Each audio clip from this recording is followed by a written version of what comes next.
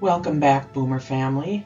We have a very sad update on our little girl Shark, who in previous videos we were telling you that she has had health problems.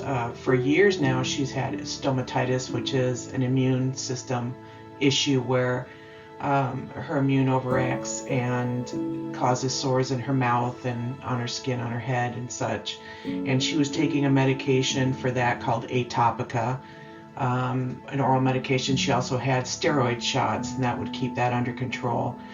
She and her litter and her mother all suffered from stomatitis. And then we found out that she was diabetic here about 6 or 8 months ago, because she kept losing weight and being extremely lethargic. So they started her on Bexacat, which is a brand new diabetes medication for cats. They had type 2 diabetes medication for dogs previously, but not for cats. So it is brand new, and we had to tweak it a bit from every day to every other day because her blood sugar was getting too low and her ketones too high. And we had a good balance. She was very thin, other than her little barrel belly, because she was still eating. Her appetite increased, and she was a little bit more active.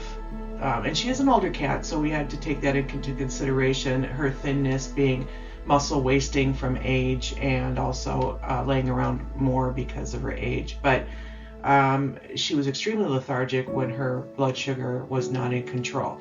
The Bexacat and the Atopica was controlling the stomatitis and the diabetes quite well.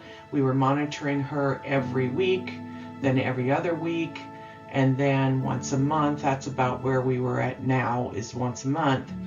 She was a couple of weeks away, actually 6 weeks was the last monitoring period. That's how good she was doing. But a month in to this, before this last appointment due to check her blood sugar, she really became thin. And she was always about a 6-pound cat. She can't afford to lose an ounce. And so we took her in and found out that she'd lost a pound. And that is just not okay. She'd been trending up in weight, not down. So when Dr. Stephanie looked at her, she did a physical exam because her abdomen was really swollen. It was really large, especially compared to how bony she was. And immediately Dr. Stephanie felt a mass in her abdomen near her liver. And her liver was also very enlarged. And this is new. This is not from about a month before. Dr. Stephanie did not feel this. None of her liver enzyme testing, nothing that sort was out of whack.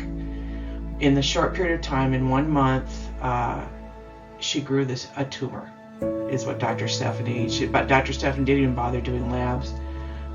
She could feel the tumor attached to the liver in the abdomen, and it was the size of a golf ball. And that is in a month. Now, probably it had started before then and then has just taken off like wildfire because it wasn't detectable a month ago. So that decided things, because we had already decided with Shark she was so compromised and so frail that if it came to even her blood sugar still, or starting to lose weight and trending down, because she's just sleeping all of the time, and she was having diarrhea and other things, she was just really tanking.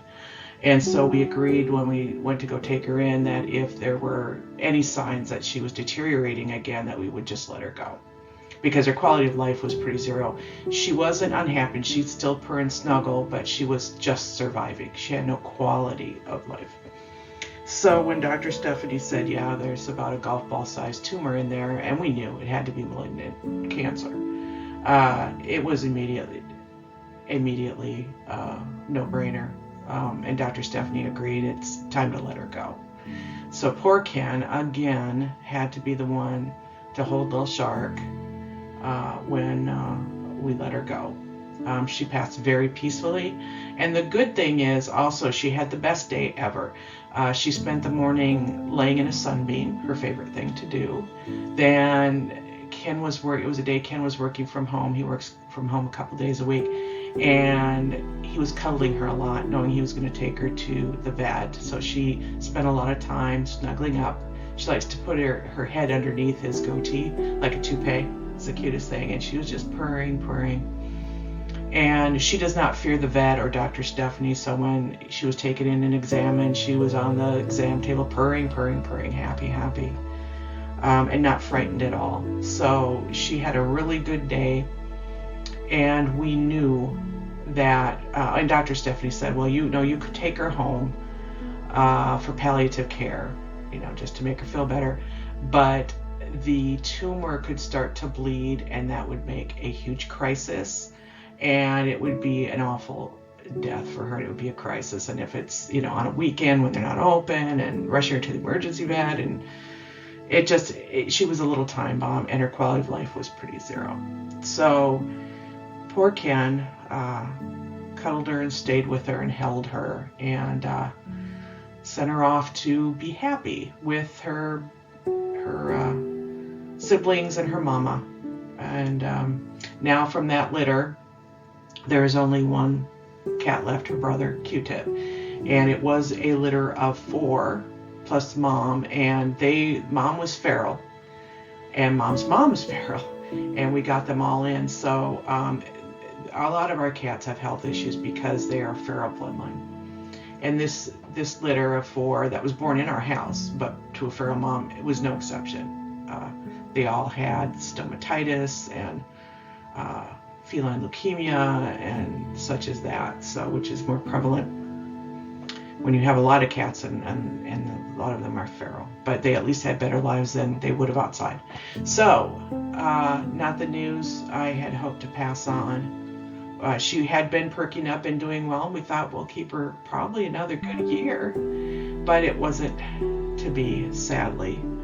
So please pray if that's what you do, especially for Ken, because and we've lost so many just this year. And as they get older, that is what happens, and when you have so many. But he is always the one that has to go and hold these babies when it's time, because I can't. I can't do it.